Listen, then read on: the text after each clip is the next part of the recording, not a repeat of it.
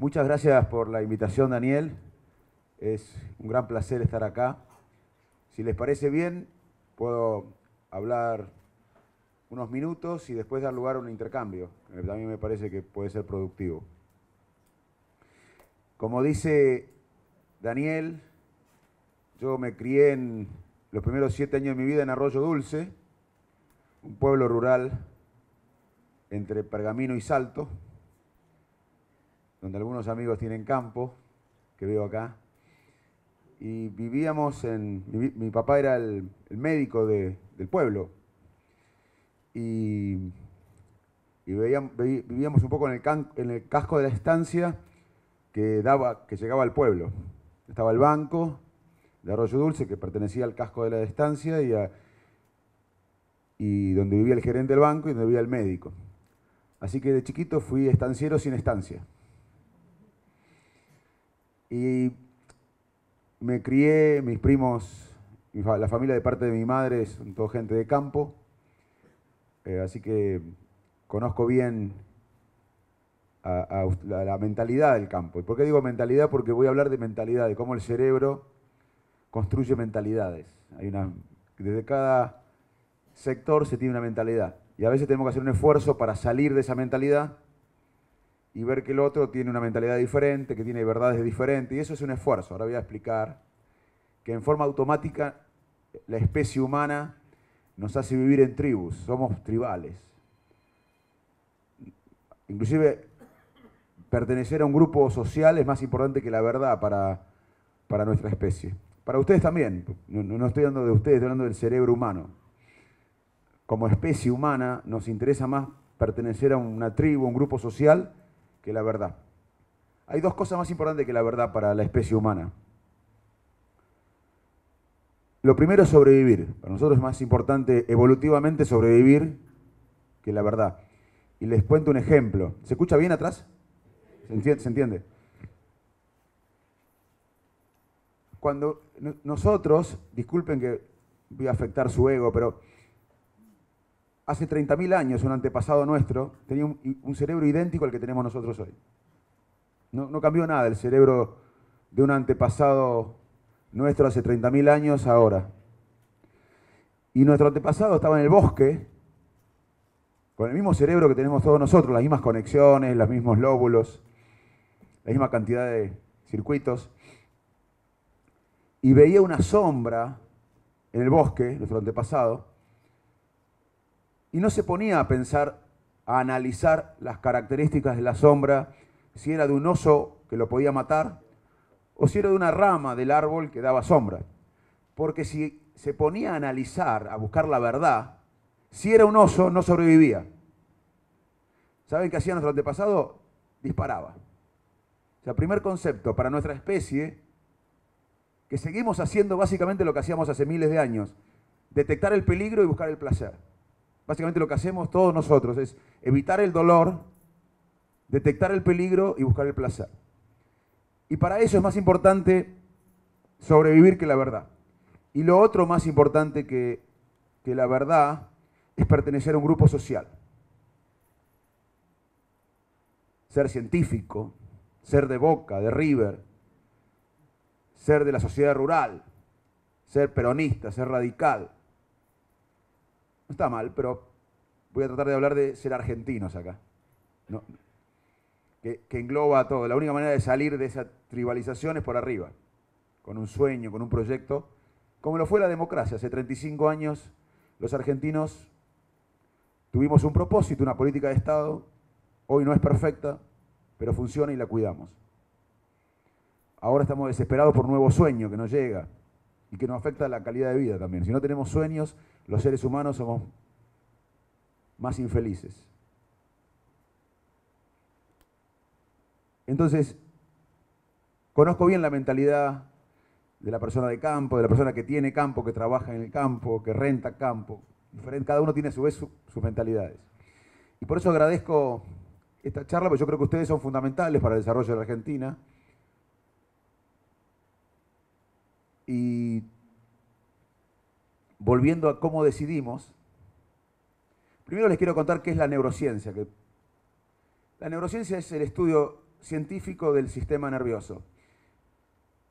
Y la neurociencia cognitiva, que es mi área de investigación, es el estudio científico de los procesos mentales. Cómo decidimos, cómo las emociones regulan nuestra conducta, cómo creamos, cómo memorizamos.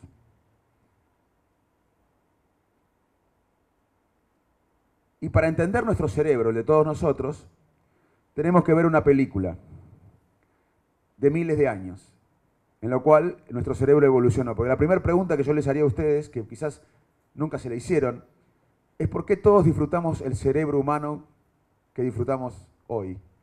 ¿Por qué somos humanos?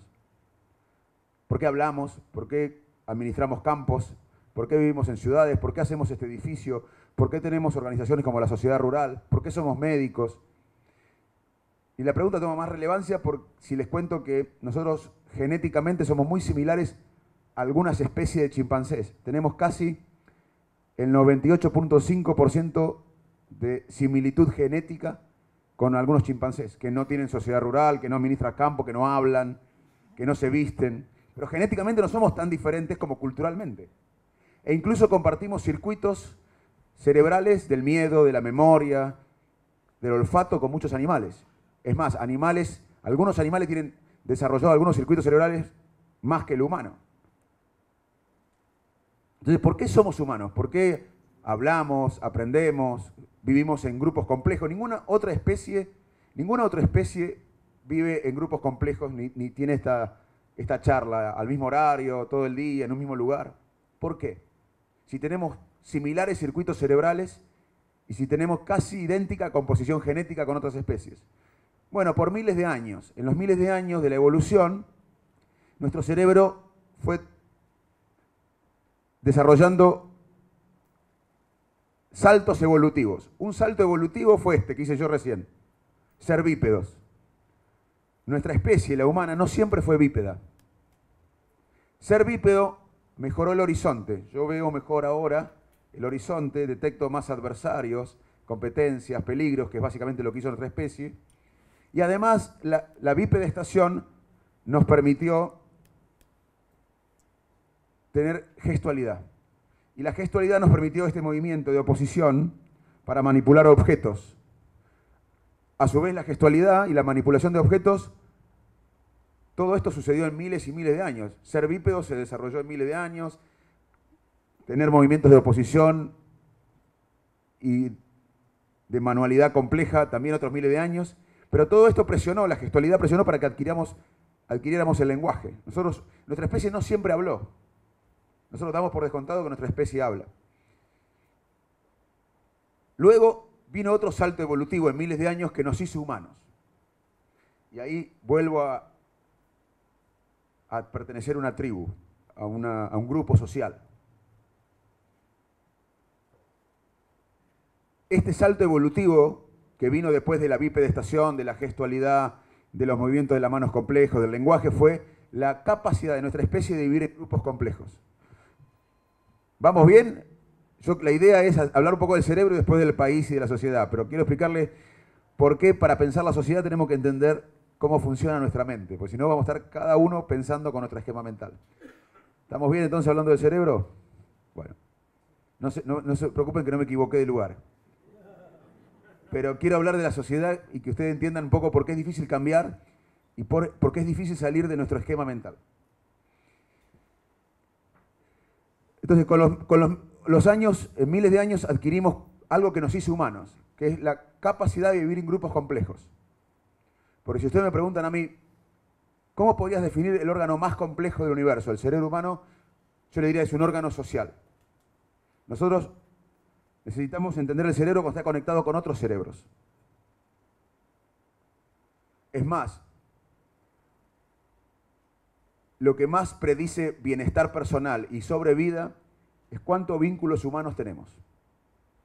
Ni las hectáreas de campo que tienen ustedes, ni los papers científicos que publico yo, ni el poder, ni la fama, ni el dinero después de cierto nivel impactan en el bienestar, en la felicidad.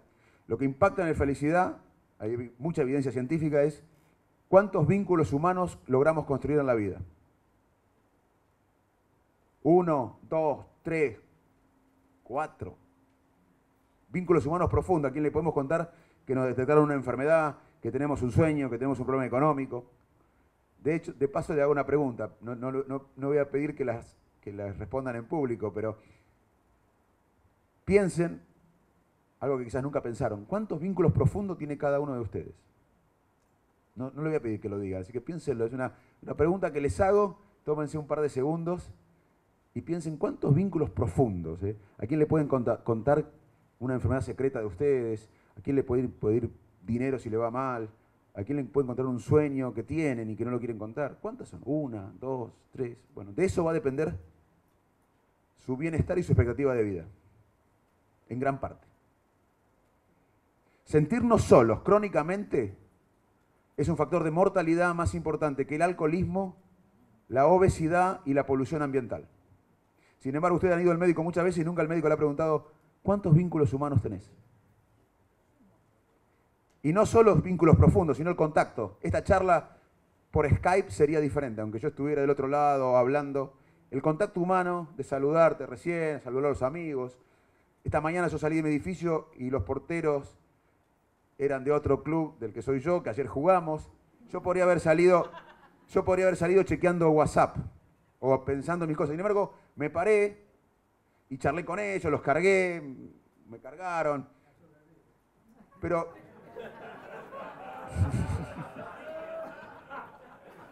está bien, pero lo que quiero decir es que yo lo hice porque soy provinciano y en los pueblos, pero ahora sé que además ese contacto humano esporádico es muy importante. No igual, pero se complementa con el vínculo profundo. O sea, no solo hay que tener vínculos profundos, sino estar en contacto con los seres humanos nos libera mensajeros químicos que tienen que ver con la confianza, la oxitocina y con el placer, la dopamina. O sea que el contacto humano es clave. Ahora, la ciencia avanza de escepticismo y de pasión. Y algunos científicos decían, bueno, está bien. Algunos científicos decían, bueno, está bien. Entiendo que nos diferenciamos de otras especies con las que compartimos circuitos cerebrales y genes por una evolución en la cual nos separamos por la bipedestación, la gestualidad, el lenguaje, la posibilidad de vivir en grupos complejos, lo social. Pero debe haber habido algo más que nos hizo humanos, porque los lemures son animales muy sociales y no tienen el cerebro humano. Los lemures no hablan, no hacen la sociedad rural, no estudian ciencia, no hacen en Buenos Aires. Y son sociales, o sea, algo más debe haber habido en la evolución que nos hizo humanos. Y unos investigadores en Oxford estudiaron las habilidades cognitivas en varias especies de primates con grosor en diferentes áreas del cerebro. Y encontraron que las especies que tenían más capacidad de engañar tenían más grosor de la corteza del cerebro. O sea, que nos guste o no, otra cosa que nos hizo humanos es la capacidad que adquirimos evolutivamente los seres humanos de engañar al otro. Somos muy buenos engañando al otro. Yo tengo 20 años de casado. ¿Ustedes piensan que mi mujer me dijo todo lo que pensaba de mí en esos 20 años? Ni yo tampoco le dije a ella, por eso sobrevivimos. Y a ustedes pasó lo mismo. Si a Daniel no le gusta esta charla, dice, ¿para qué lo invité a este médico que enloqueció con el cerebro? Cuando salga me va a decir, porque somos amigos, che, estuviste bárbaro, Facundo, me va a estar mintiendo. No, lo que quiero decir es que todos mentimos. Que permanentemente, por omisión o por acción, mentimos. Es normal mentir. Lo que le quiero decir es que mentir para nuestro cerebro es una habilidad cognitiva como hablar, tener atención, como el lenguaje. Por eso son importantes las instituciones, porque contrarrestan una conducta humana que es natural de mentir. Y no solo somos buenos mintiéndole al otro, permanentemente engañando al otro, sino somos buenos en autoengañarnos.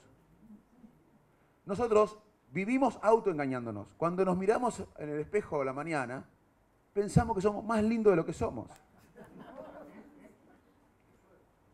Claro, por suerte, pues es un sesgo devolutivo. Sería imposible vivir con lo que refleja realmente el espejo.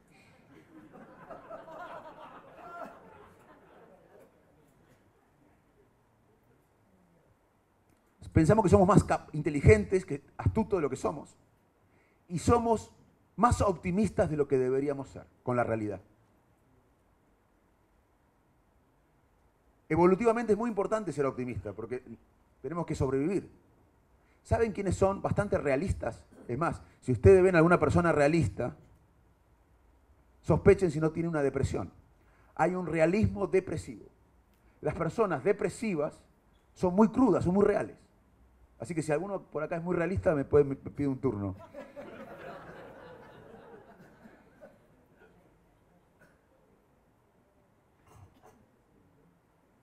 ¿Puedo decir algunas cosas más del cerebro y después ir a lo social?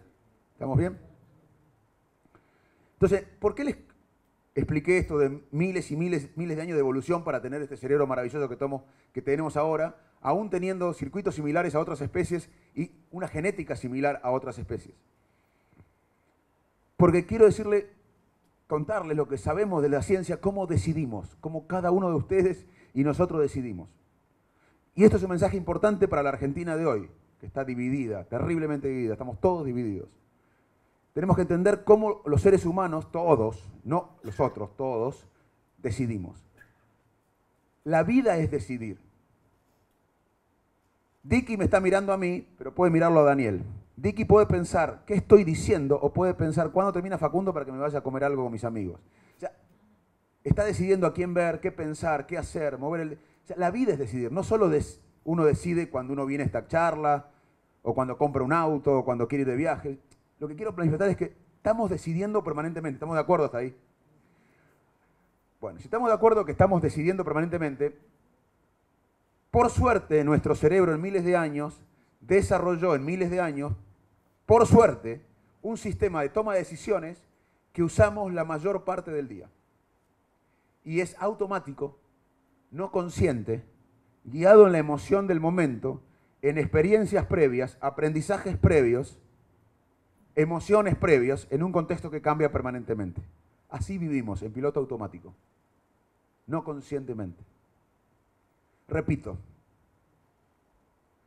por suerte, en miles de años, porque la vida es decidir, vivimos decidiendo, no podríamos decidir racionalmente, lógicamente, deliberadamente, analíticamente, todo el tiempo, porque eso requiere gasto mental. ¿Cuánto es 7 por 5 dividido 4? Bueno, hay que hacer una cuenta, hay que gastar energía mental. Podemos hacerlo, lo que no podemos vivir así. Nuestro antepasado en la selva no podía elaborar si la sombra era un oso o una rama.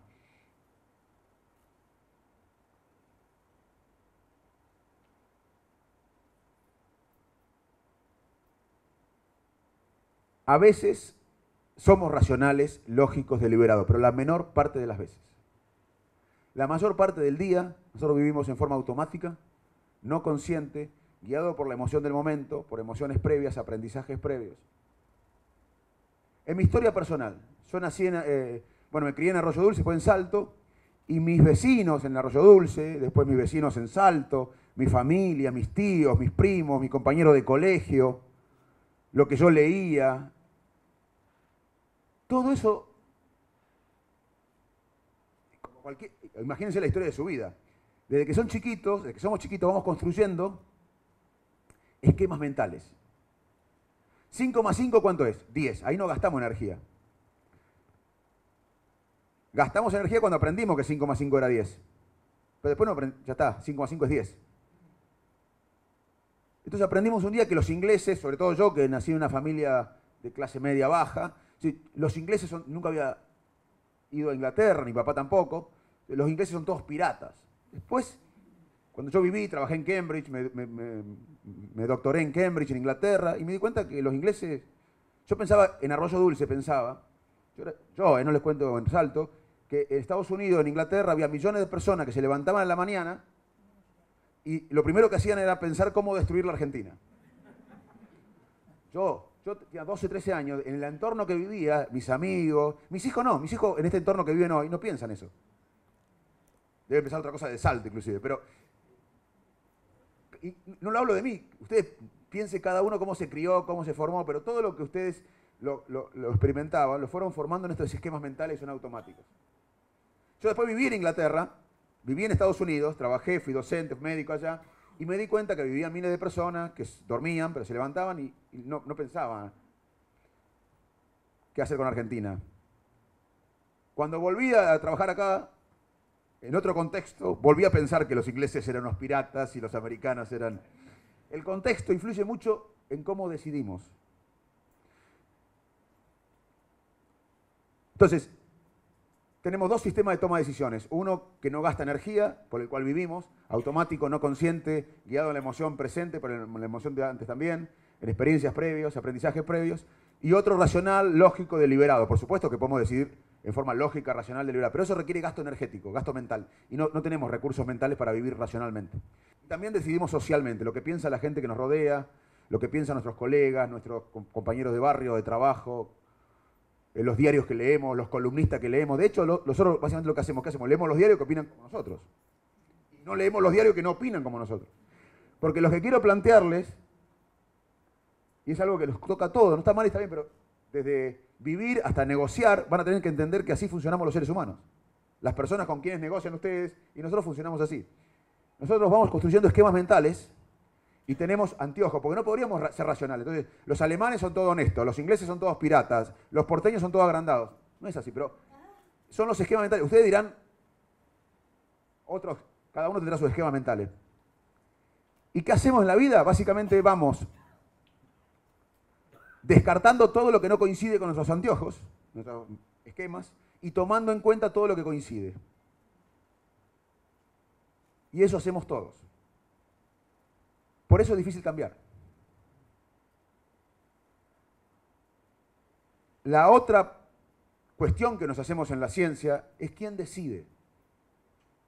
¿Ustedes piensan que ustedes deciden en su vida? Pregunto. ¿Quién decide? Una vez fui a la televisión.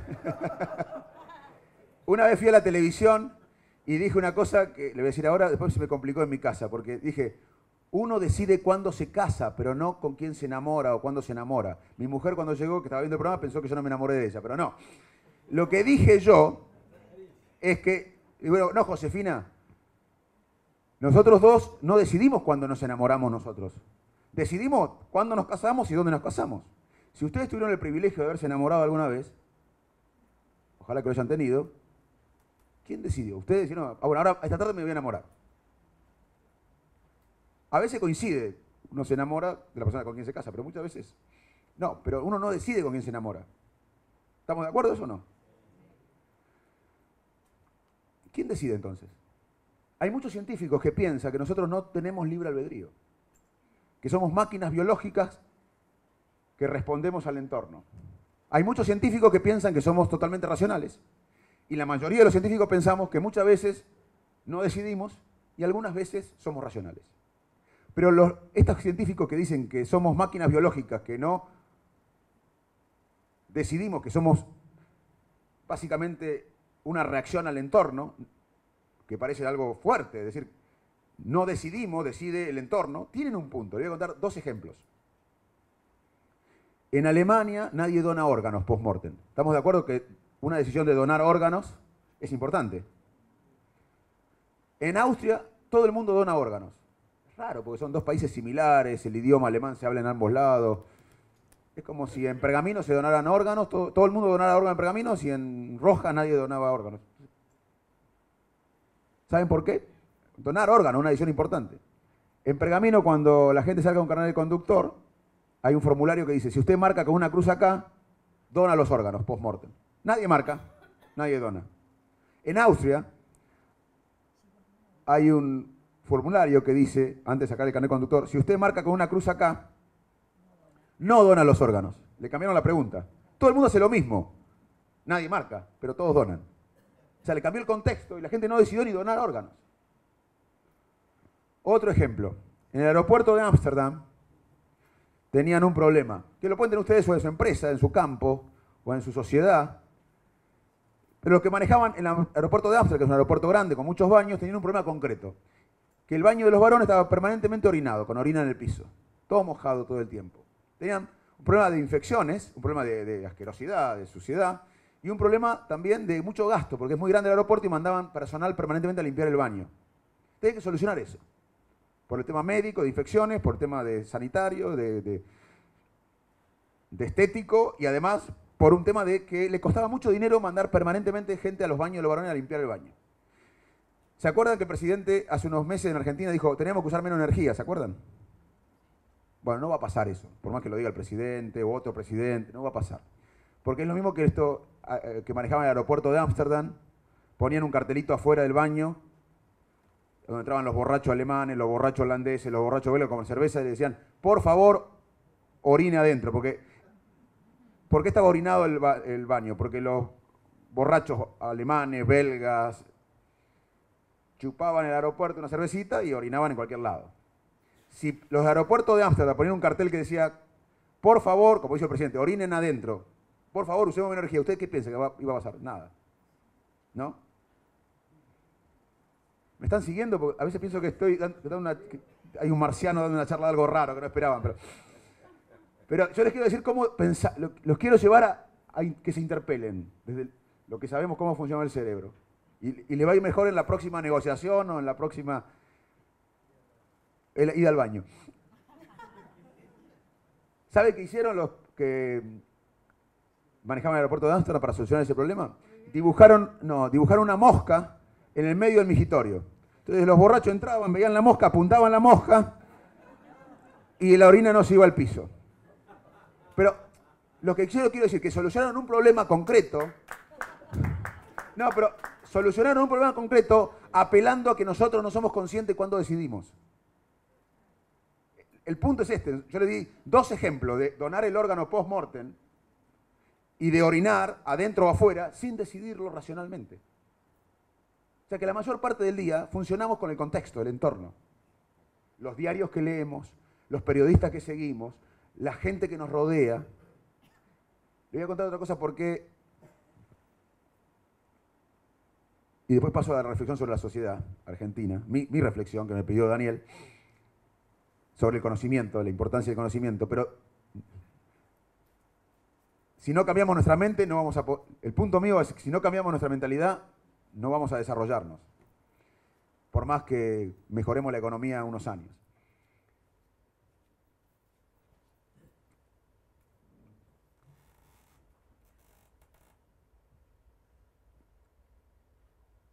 Ustedes,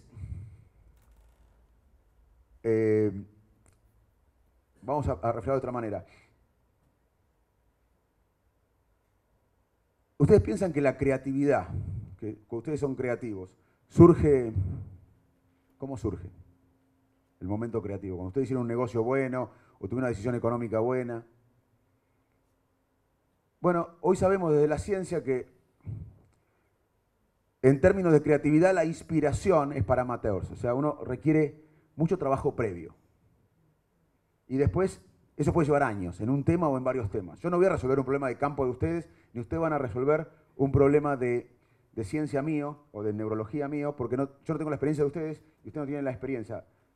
El primer paso para que algo surja, algo creativo con validez, es tener preparación en un tema o en varios. El segundo paso es ponerse obsesivo con un dilema. El tercero es relajarnos. Cuando no hacemos nada, el cerebro funciona muchísimo. Por eso es importante desconectarse. Vivimos ahora muy conectados con los celulares y demás. Además hay que estar un poco loco para crear. No mucho, pero un poco. Y además hay que vivir en un contexto creativo. El contexto creativo ayuda a que surja la creatividad.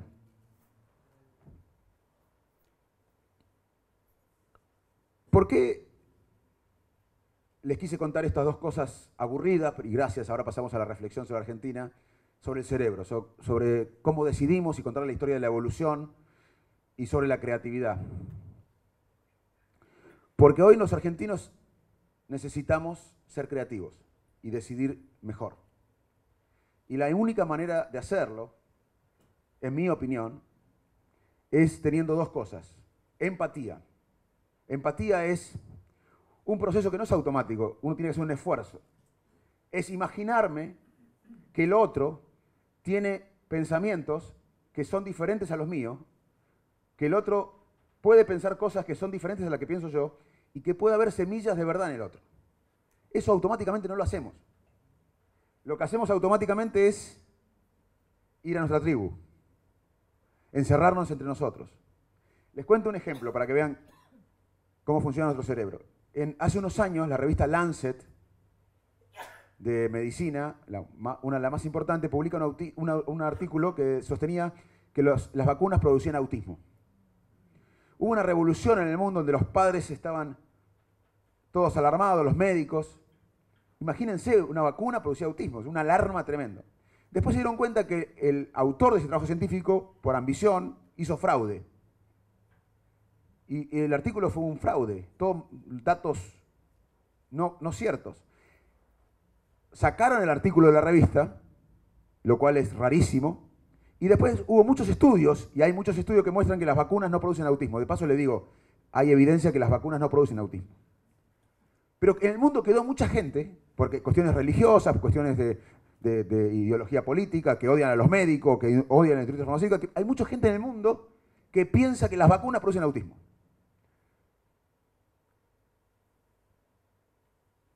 Imagínense que ella, por algún motivo, está convencida de que las vacunas producen autismo. Pero esto es lo que quiero decir es que equivale a cualquier pensamiento de ustedes duro, cualquier cosa que piensen ustedes sin evidencia.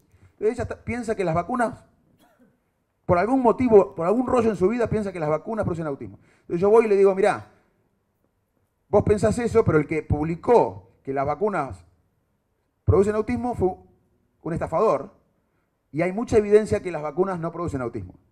Y yo le muestro toda la evidencia que sostiene que las vacunas no producen autismo. ¿Sabe qué va a hacer ella? No va a ver la evidencia para cambiar sus preconceptos. Va a buscar una persona que piense como ella. Vamos a la grieta argentina. Él es de una parte de la grieta, él es de otra. Él le muestra que su partido es corrupto. ¿Sabe lo que va a hacer él? Mientras él le muestra todo eso, va a buscar una persona que opine como él y reforzar su pensamiento. Y así somos todos. Somos tribales. Nos interesa más pertenecer a un grupo social, sea un partido, una sociedad, ser médico, ser argentino, lo que sea, que la verdad. Es algo biológico. Por eso las instituciones y por eso la empatía y por eso la creatividad son necesarias para bypassear estos pensamientos automáticos que tenemos. Alguien de la grieta argentina, él está de un lado de la grieta, él del otro. Van a un asado familiar, no se bancan, ya se pelearon 1000 veces. Cada uno dice, otra vez, no voy a hablar, las mujeres le dicen no hablen. Se toma una copita de vino, él empieza a hablar de política, él se calienta, él empieza a hablar de argumentos porque sus partidos son corruptos, inmorales. Él, cuando él habla, él lo mira por educación. Pero ¿sabe qué está haciendo él en su mente? Buscando argumentos que refuercen la posición de lo que va a decir. Después le toca hablar a él. Y él le dice todos los argumentos que él ya pensaba y que no escuchó ninguno de él. Y él, ¿qué va a hacer? Lo va a mirar por educación, pero va a pensar argumentos para retrucarlo. Nadie se escucha. Pero así somos todos, ¿eh? Los otros y nosotros.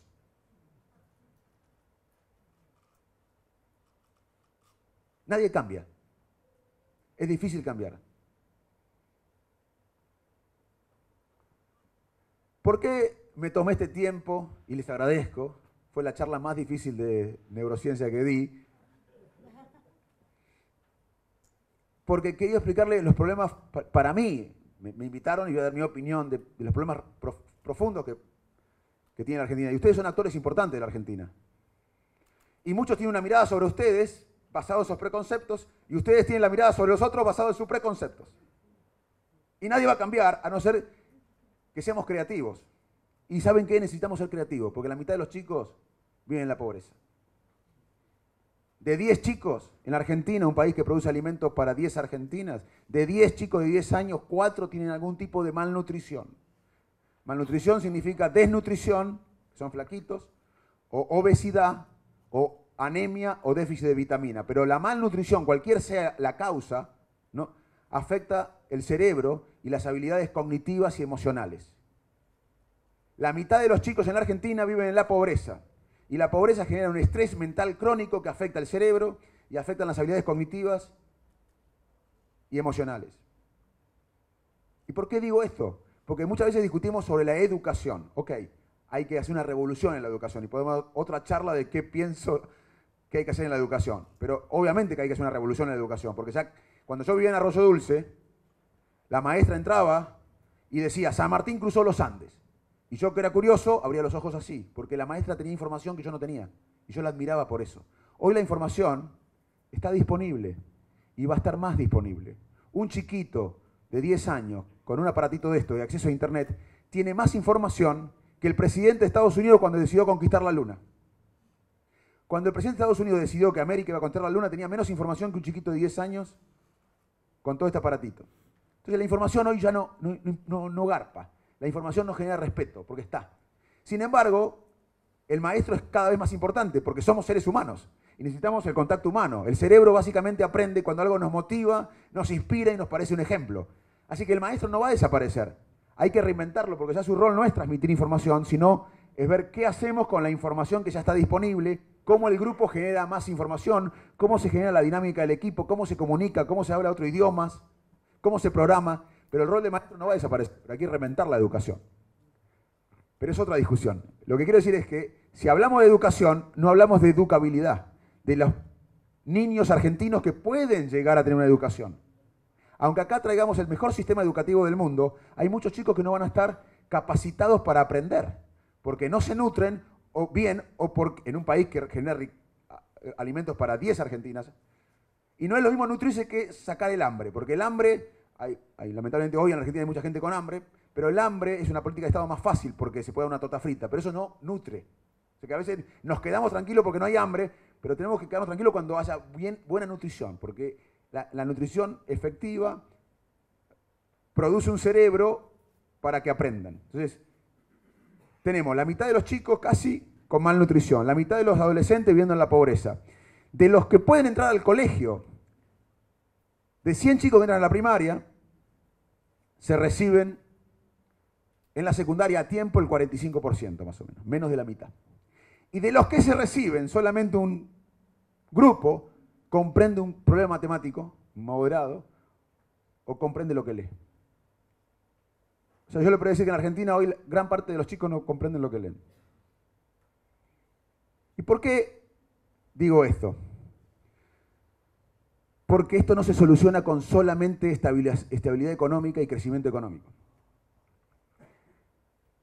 Es más, obviamente tenemos que trabajar por una estabilidad económica y un crecimiento económico, pero si no invertimos en el desarrollo humano, el crecimiento económico de un país puede generar más desigualdad. Ya lo vivimos, en los 90 tuvimos crecimiento económico, un día nos despertamos con más desigualdad. En la década pasada tuvimos unos años de crecimiento económico, nos despertamos, mayor desigualdad. Los países que se desarrollaron, y eso en el campo fue un ejemplo, a los recursos naturales le agregaron valor agregado. Holanda es el segundo exportador de alimentos del mundo en dólares. Un país chico, altamente poblado, que le ganó terreno al mar. El primer exportador de alimentos en dólares en el mundo es Estados Unidos. Uno espera que el segundo sea Rusia, Brasil, Argentina, Canadá. Es Holanda. Hace unas décadas los holandeses hicieron una política de Estado donde se juntó la burocracia estatal, los políticos, los empresarios, la gente del campo, los científicos, los educadores, y dijeron, bueno, en unos años vamos a poner valor agregado a los alimentos que importemos o que generemos y vamos a hacer una gran industria de exportación de alimentos. Hoy es la segunda. Y no tiene recursos naturales como nosotros, Rusia, pero tiene valor agregado. Y ustedes fueron un ejemplo, que mucha gente no lo conoce. El campo argentino a los recursos naturales le inyectó o le puso valor agregado. Tenemos que seguir. Pero también tenemos que saber que el valor agregado se puede generar en el arte, en el diseño, en la vestimenta, en el software, en las telenovelas, en las drogas farmacéuticas. Porque el mundo, la economía del mundo hoy es el conocimiento. Hoy los países más prósperos y más igualitarios son los que han puesto al conocimiento como motor de la economía. Suiza no tiene tanto cacao como otros países. Sin embargo, es una industria de chocolate mucho más importante que los países que tienen cacao. Porque tiene científicos, tienen técnicos, tiene gente que hace diseño, que comercializa, tiene conocimiento. Hoy, La riqueza de un país no está en los recursos naturales, está en el cerebro de las personas. No es malo tener recursos naturales, está buenísimo. Y es bueno ponerle valor agregado como le pusieron ustedes. Lo que estoy hablando es de un proyecto de país basado en el conocimiento, en el cual el campo tiene mucho para contar. El campo argentino es un ejemplo de cómo al recurso natural se le agregó valor agregado. Pero para eso tenemos que salir de nuestro, no ustedes, todos los argentinos, que cada uno está en su grupo, en su tribu, tiene que pensar empáticamente que el otro puede tener una idea diferente a uno y que el otro puede tener semillas de verdad y que no, incluso no coincidan conmigo. Y tengo plafón para volver a la ciencia un minuto a decirles por qué realmente negamos todo lo que no coincide con los preconceptos nuestros.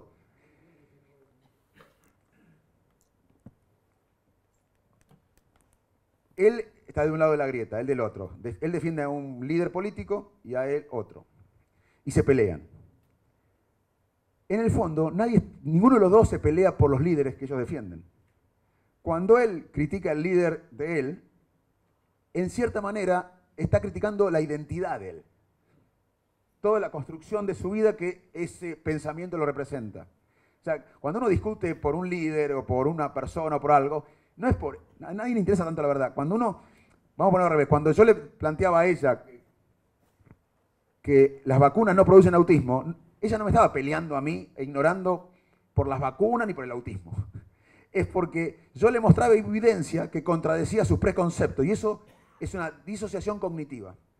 Cuando uno lee un artículo en el diario de alguien inteligente que no coincide, nos genera un disconfort. O que nos muestra que el líder nuestro es corrupto, nos produce un disconfort, lo negamos. O sea, no es por el líder, es por nuestra construcción mental. Cuando uno critica algo que no coincide con tus conceptos, en el fondo vos no estás defendiendo a esa persona o a ese símbolo. Vos estás defendiendo tu construcción de identidad, tu historia. ¿Se entiende eso claramente?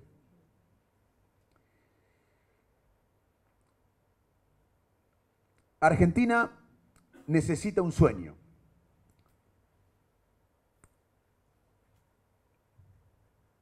Que nos una, más allá de las diferencias, porque no vamos a cambiar. Cada uno va a estar en su grupo, en su tribu, en sus redes sociales.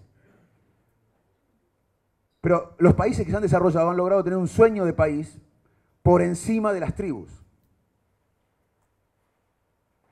Y nosotros acá lo tuvimos. En 1869, este país, Argentina, tenía el 78% de analfabetos. Argentina en 1869 tenía casi el 80% de analfabetos. Y unos patriotas hicieron la educación pública, gratuita, igualitaria. Por eso para mí la educación no es un eslogan, es lo que cambió mi vida. La única arma que tuve yo realmente para cumplir mis sueños, para mejorar la autoestima y tener una voz en mi sociedad y en el mundo neurológico, fue la educación pública. Y en 1869 este país tenía 80% de analfabetos, 78%. Y unos patriotas hicieron una educación pública, gratuita y igualitaria. Y en 1947, décadas más tarde, estos patriotas se habían muerto. Argentina tenía menos analfabetos que Italia y España, 13%. Pasamos del 78% en 1869 al 13% en 1947. Lo que quiero plantear yo hoy, que con la economía mundial basada en las ideas, en la ciencia y en la tecnología, hoy estamos casi en 1869 otra vez.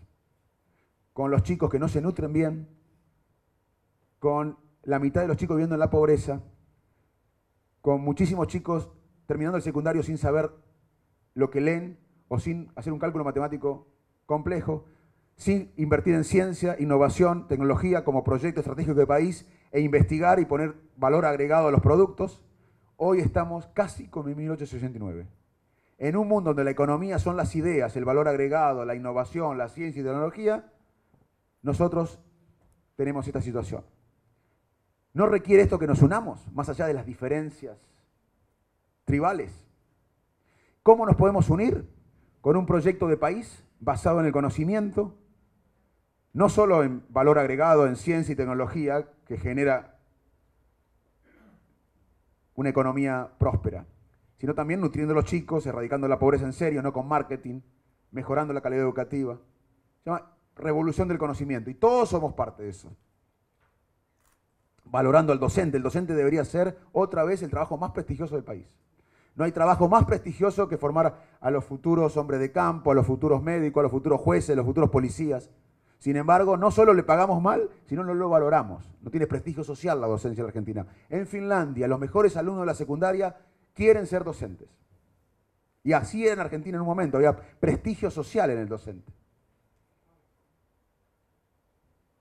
Así que no tenemos que mirar a Finlandia, a Suiza, a Holanda, a Corea del Sur. Corea del Sur hace unas décadas tenía un ingreso per cápita de $278, igual que Ghana en ese momento. Y Corea del Sur en ese momento invertía en investigación y desarrollo 0.4% del PBI.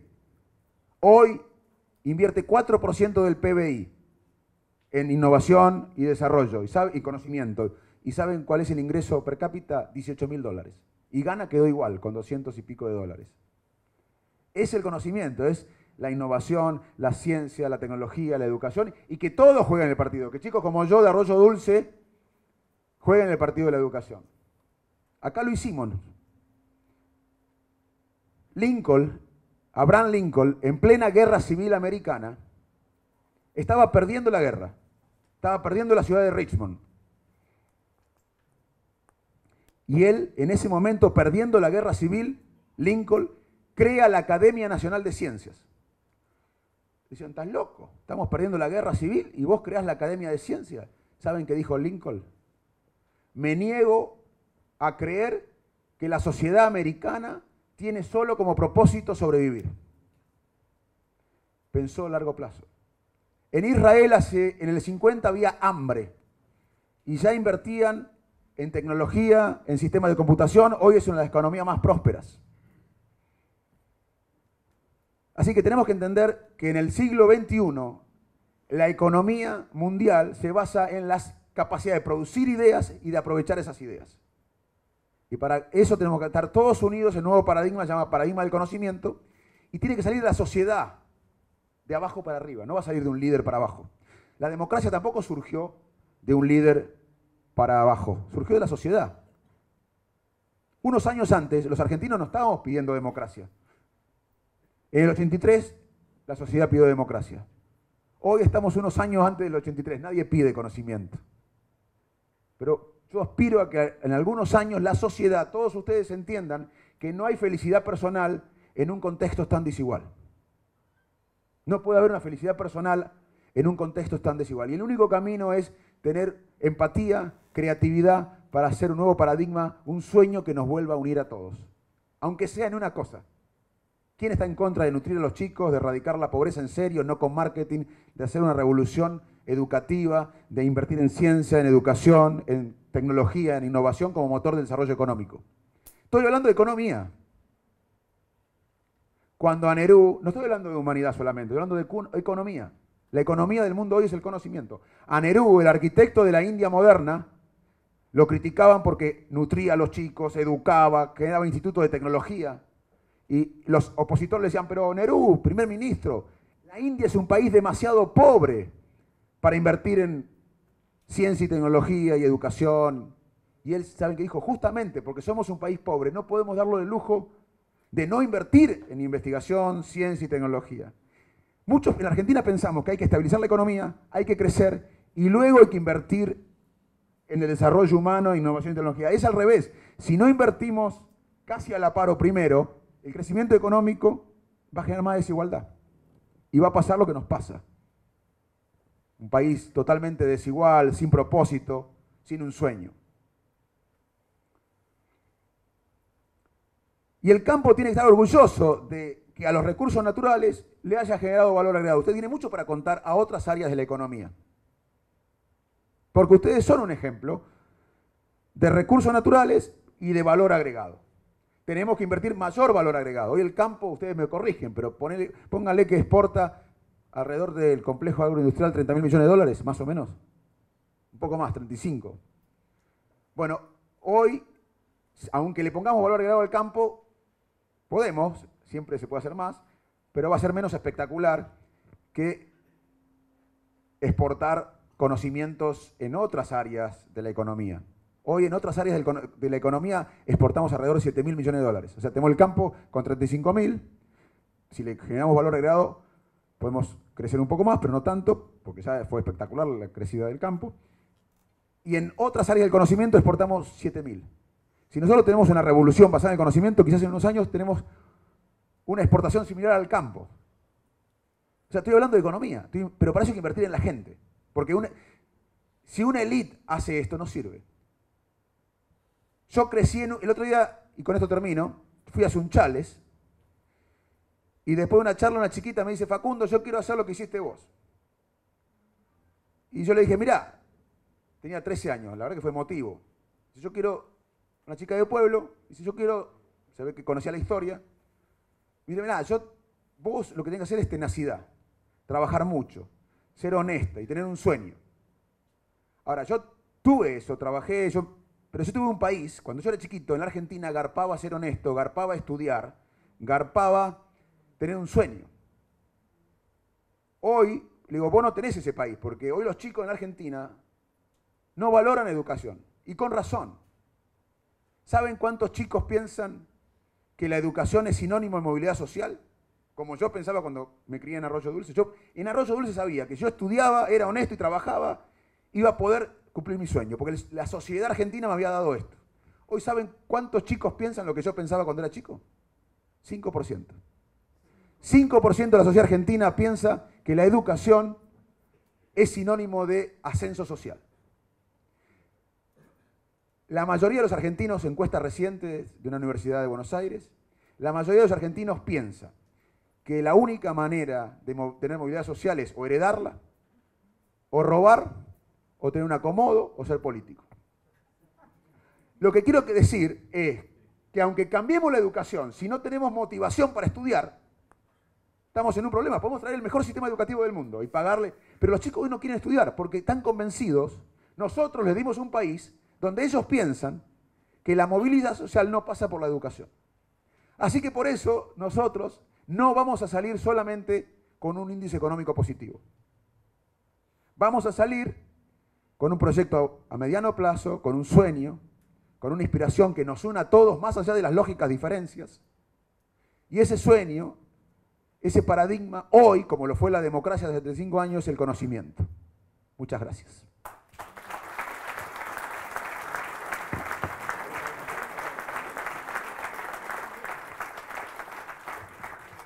Estoy abierto a preguntas médicas, sociales, de todo. Vendo autos también, lo que quieras. Política, lo que quieras.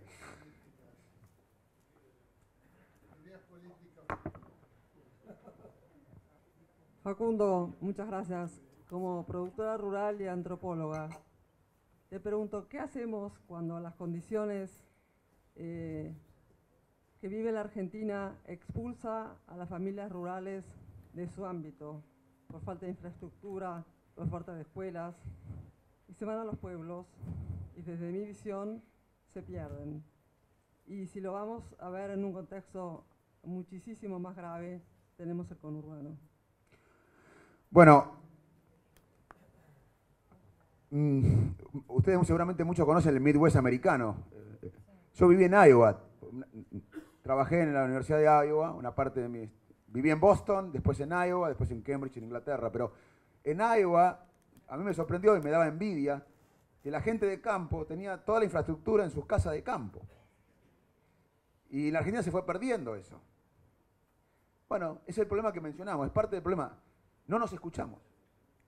No nos escuchamos y no tenemos un proyecto empático, superador que nos involucre a todos. Nos falta un sueño. Las noticias en Argentina son de hace 30, de que yo tengo uso de razón, son si bajamos la inflación, si hay fuga de capitales, si el dólar vale tanto. Hace 40 años que escucho lo mismo y esto es como si está un paciente en terapia intermedia, déjame llevarlo a medicina, esto es como si está un paciente en terapia y viene un médico un día, tiene una receta para bajar la fiebre, al otro día viene otro médico con otro librito, pero el paciente está siempre en terapia. Y lo que cambian son los médicos, porque aparte no se conectan entre ellos. Nosotros necesitamos un plan médico, que todos los médicos tengan el mismo librito y que el paciente en 15 o 20 días o un mes pueda recuperarse. Pero esta pregunta es que muy importante, está relacionada con lo que estamos hablando. Cada uno está mirando, porque además vivimos en La Guardia. Si la Argentina fuera un hospital, sería solamente La Guardia. El hospital tiene La Guardia, que es muy importante, donde los médicos suturamos las heridas, frenamos las hemorragias, etcétera, etcétera. Es muy importante La Guardia, pero el hospital es mucho más que La Guardia. Tiene prevención, tiene maternidad, tiene clínica médica, tiene epidemiología. Si la Argentina como país fuera un hospital, sería La Guardia. Estamos permanentemente en la urgencia. Y en la urgencia la gente quiere sobrevivir. Entonces ustedes piensan en su sector, yo pienso en mi sector, y nadie piensa en el bien común. Entonces, vivir en La Guardia es un problema. Si nosotros no cambiamos la mentalidad, como Lincoln estaba en La Guardia, estaba perdiendo la guerra civil, pero pensó en la Academia de Ciencias como sinónimo de un sueño. Nosotros acá no tenemos un sueño compartido. Tenemos la democracia, que hoy cumple 35 años. Después de la democracia yo no vi nada que nos pudo unir como política de Estado. Por eso no nos desarrollamos. No nos desarrollamos por la falta de crecimiento económico. Si acá tuvimos crecimiento económico muchas veces, y ya les dije, nos despertamos con mucha desigualdad. Es la falta de un proyecto, de un sueño, de un paradigma. Y el problema es que esto no va a salir de un político, ni un partido. Porque esto hay que hacerlo entre todos. No lo puede hacer un partido. La democracia no pertenece a un partido. Y el plan estratégico del país basado en el conocimiento, en el valor agregado, pero que implique desde ciencia hasta nutrir a los chicos, no puede ser de un partido. Acá todo el mundo lo quiere hacer uno. Y vamos a tener que ser empáticos, ceder, ser magnánimos, estadistas, como lo fue Lincoln.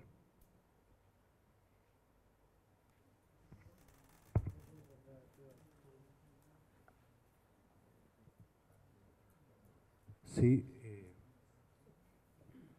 soy Esteban Vitor, director de Entre Ríos. Quería preguntarle unas últimas publicaciones que ha habido sobre la inteligencia artificial y el peligro que puede atentar sobre la fuente de trabajo.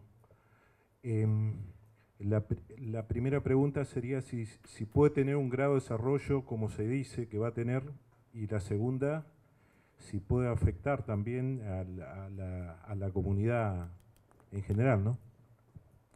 Buena pregunta. Yo no soy un experto en inteligencia artificial, pero voy a explicar qué es la inteligencia artificial. La inteligencia artificial surge en la década del 50 del siglo pasado. Y es básicamente que los programas podían ser cosas para los que fueron programados, que hacíamos los humanos. Por ejemplo, un programa podría escribir tal cosa habiendo sido programado para escribir tal cosa. Y siempre hubo predicciones grandiosas sobre que venían desde los 50 del siglo pasado, de la década del 50, hubo predicciones que la inteligencia artificial era una amenaza y que iba a venir robots a conquistar el mundo. Y nunca pasó. Pero en la última fase de la inteligencia artificial, en los últimos años, la inteligencia artificial dio un paso único, que es que los programas de computación pueden hacer cosas para los que no fueron programados. Y pueden analizar grandes cantidades de datos en muy poco tiempo y aprender del ensayo y error, aprender per se. Entonces eso genera, y gracias por la pregunta, un nuevo debate. ¿Hasta dónde va a evolucionar ese tipo? Bueno, y incluso hay otro debate hay dos debates, uno de la ética, es decir, bueno, ¿cómo controlamos esto? Yo creo que ahí hay que hacer, como ahora estamos discutiendo el cambio climático, estamos discutiendo las migraciones de países pobres a ricos, el terrorismo, hay temas globales que todos discutimos, aunque no seamos expertos, todos nos involucramos en ver cómo nos afecta. Yo creo que un tema importante para empezar que ya se está pensando, pero los gobiernos van a tener que hacer, es qué hacemos con esta capacidad de decidir y hacer cosas para los que no fueron programadas en inteligencia artificial. Pero hay otra discusión implícita que dice que la inteligencia artificial va a superar al cerebro humano. Y ya nos superó en muchos temas. O sea, nosotros no podemos analizar la información que analiza un programa de inteligencia artificial. La cantidad de información que analiza no la podemos analizar. No podemos ver patrones de tanta datos. Y ya es mejor la inteligencia artificial que nosotros, que el cerebro humano en muchos temas. Pero no nos llega ni a los pies, ni nos va a llegar, en mi opinión, a cómo el cerebro humano genera la creatividad, la empatía, la emoción, la conciencia. digamos, nosotros somos seres sociales. O sea que yo creo que no va a superar al ser humano en lo esencial del ser humano. En eso yo no me preocuparía. Pero sí me preocuparía en el punto que dijiste vos, de crear un control de los países y ético. Esos son los temas que deberíamos discutir en Argentina. No si un político sacó la foto con otro, chusmeríos. Tenemos que discutir estas cosas. Una de ellas es el efecto de la inteligencia artificial en el peligro que significa que programas pueden hacer cosas para los que no fueron programados, con todos los beneficios que eso conlleva. Y el otro punto que vos mencionaste es el trabajo. Bueno, hay una amenaza al trabajo, porque todo lo que pueda ser robotizado se va a robotizar. El otro día yo estuve en Salto, en el Museo del Campo en Salto, en mi pueblo, llevé a mi hijo, a Pedrito, fuimos solos porque mi hija tenía que estudiar, mi mujer no podía ir, y fuimos a visitarle a mi mamá, a la abuela de él, y hay un Museo del Campo en Salto, yo lo llevé. Y había un paisano ahí, y puse a charlar y vimos unos discos viejos que había cuando llegaron los colonos. Y el paisano solo me dijo a mí, menos mal, Mane, que la tecnología mejoró, porque era un trabajo de burro hacer esto. O sea, siempre la tecnología fue, pero fue bueno, porque el ser humano por eso vive más. El ser humano tiene expectativa de vida. Un chico que nace ahora en los próximos años en el norte europeo va a vivir 100 años. O sea, ¿por qué no? La tecnología es buena. Así que hay una amenaza, como hubo siempre. La tecnología siempre reemplazó a la mano de obra. Pero eso no quiere decir que sea malo, porque se puede generar más ingresos y distribuir mejor. Que hay un tema de distribución ahí. Y el otro tema es que la única manera de prepararse para el futuro es la educación. En los países que tienen menos miedo a la inteligencia artificial y a la pérdida de trabajo son los nórdicos. Porque ahora, no se puede preparar en algo uno. No es que uno tiene que educarse en algo. Uno tiene que estar permanentemente educándose, aprendiendo idiomas, aprendiendo computación, aprendiendo temas. Y uno el que hace eso va a tener más posibilidad de sobrevivir en el mundo que viene. O sea, no hay una estrategia en un tema específico, es estar conectado. Y además le digo otra cosa como neurólogo, ahora vuelvo a mi rol de neurólogo. Nosotros, desde la ciencia, recomendamos, porque hay mucha evidencia científica, que uno nunca tiene que jubilarse de lo que le gusta. A mí me pueden sacar de Favaloro y de INECO mis puestos. De hecho, ya estoy renunciando a todo porque quiero dar lugar a gente joven, más joven que yo. Yo 49, hay mucha gente joven y más capaz que yo además.